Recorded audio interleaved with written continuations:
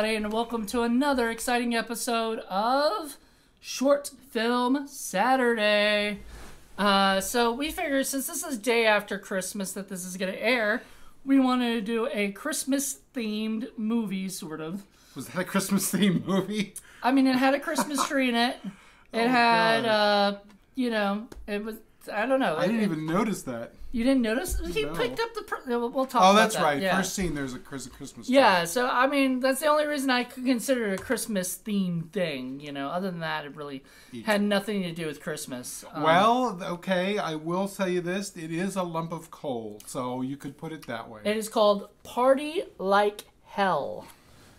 This is a film made by a film director named Rick Fusselman, who made a couple other movies. I have a couple of them.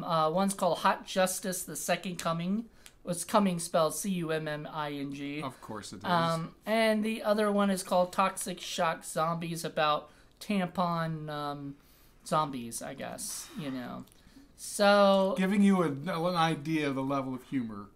I guess, yeah. I mean, so this is Party Like Hell. It is 32 minutes long. It is, it's 32 minutes long. It is atrocious. It's pretty bad.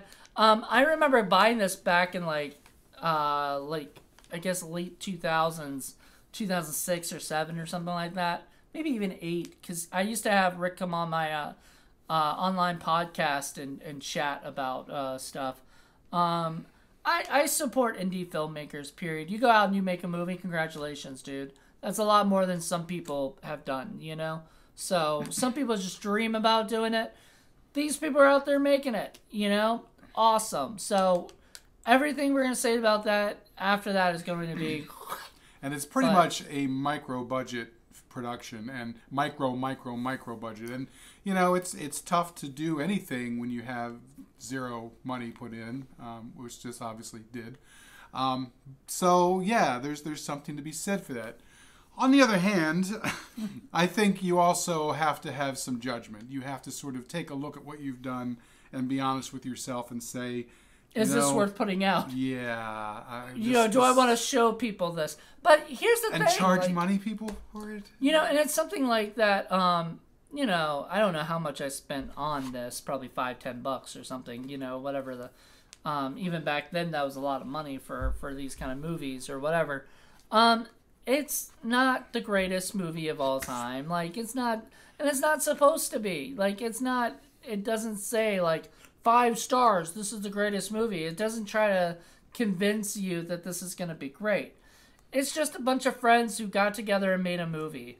And then they got a guy I know, Ricky Lee Leonard, to do the special effects. He also plays Flash in the movie. And the idea of the movie is there's the main kid goes to, I think his name is either Luke. Luke goes into the, to get a Christmas present out. I guess he's the only one home. I guess his mom's on a trip or something, is the idea. His mom's on a trip, so he goes on Christmas Day, picks out the present, and I guess the only present he gets is a book. And it's this is the Evil Dead Necromonicon. It's really a menu. It's a skinny Hot Topic folder that's been repurposed into being an evil book. Yeah, so he picks out the book, and then he decides he's going to go out for the day, and he goes and reads the book and turns into a demon whenever he feels like it, I guess, because he later on loses the demon stuff right after. So he decides he's going to get rid of all of his the people that have annoyed him in one night. He's going to wipe them all out.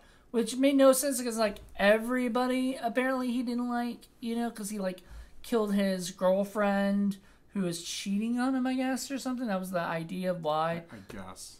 But, Why don't you just go to instead of going to the trouble of going to every place and inviting them to a party, why don't you just go to the place and kill them? Right. Bada bing. Yeah. No party needed. Because then there wouldn't be the pun, Party Like Hell. Exactly. That's the only reason for the movie, I think. The only reason for any of that. So the movie itself is pretty much like that. That's it. He parties like hell. He kills everybody in the place, and then ends up. That's it. His mom comes home. Really, I mean, the worst part was, like, this could have been a lot shorter if they didn't just keep showing the guys, like, doing stuff randomly. Oh, yeah. Like, that's so annoying. You take the trouble to establish that everybody in the movie is a jerk, and you do, and they're all hateable, and you want them all to die, but it just keeps belaboring it over and over and over. We understand we get 25 minutes of a 32-minute movie is them being assholes, and you have to watch it. Well, actually, of the 32 minutes, probably 28 of it's them being assholes and stuff. It's so sort of annoying. They go to a video store, and the people are annoying. He goes to see every single person. So, like, 15 minutes of the movie is him going to the places. Right. Then another 15 minutes is the actual party. You have to have a balance. You have to have just enough showing people and establishing that they're jerks, and then you have to have a payoff. Well, the payoff at the end doesn't come anywhere near being worth having to have to endure the entire beginning. I mean, it's just like, 20 times more than you have to endure. I sort of agree. Now, if you're into that kind of stuff, like you like people that are jerks and watching people die, that kind of thing, or whatever. I mean, some of the deaths are actually pretty kind of cool. Like, there's some people getting their heads cut off and stuff and things, I mean, it's over the top ridiculous where it would not be real or anything, but I don't think they were. Like he said something about that's not real, and I go, I don't think this movie was going for realistic at all. No, nobody acted or spoke like any human normal person would do. Yeah. So all in all, it was a cartoon. It was a cartoon silliness of a movie. I would say,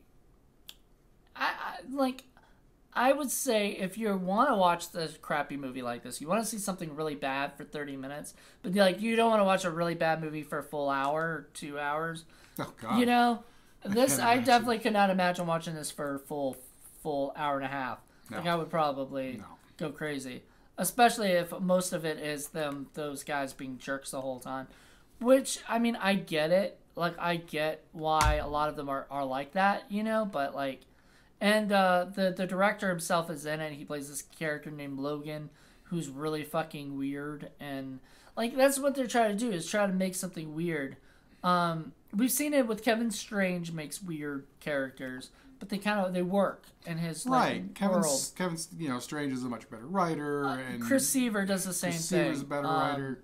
Todd Sheets does some of back then. And, now his stuff's a little bit more mainstream-ish, But back in the day when this was probably being made, his stuff was a little bit more right. And low budget or micro budget doesn't have to mean bad. I mean, you may not have a lot of things, but the things you can control, like people's acting and writing and stuff like that, you can put a lot of polish on there. You can do a lot of things with that. You don't have to spend a lot of money. But I find with a lot of independent films, it's like, well, we don't have a lot of money, and it's our excuse to just kind of throw up whatever's up, whatever we do. That's not a good excuse. Throw up is a good word. Yeah. But yeah, so it's got some really bad, like stupid dialogue that makes no sense or whatever, and things like that just go along with all of these kind of like comedy / whatever. And just like the very, very high schooly kind of humor that's not even as funny as some of the other directors that we've mentioned because, he hasn't established anything good. Right. That's the part of the problem. I would like to re-watch the other ones at some point. Maybe they're a little better. Maybe this was the worst one of all the ones he's done. I don't know. It's been a while, but we just watched this all the way through. Like, ugh.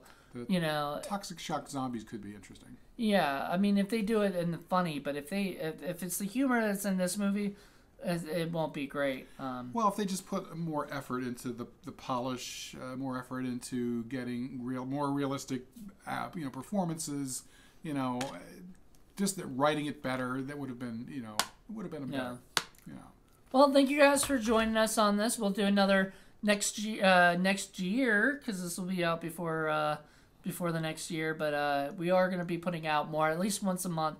We'll be putting out one quick review Thursday, if not more, and then we'll be putting out more of these short film Saturdays. We're going to try to do more videos just to try to keep the YouTube page busy. You know, we don't want to lose you guys as subscribers. Even though we're busy and we're trying to get a lot of stuff done, a lot of podcasts, a lot of film-oriented things, photography, all kinds of stuff. Yeah, tons of stuff going on. So we still want to be there for you guys. We're not neglectorinos. No, sir. So thank you guys for checking us out. I hope you enjoyed it. Bye.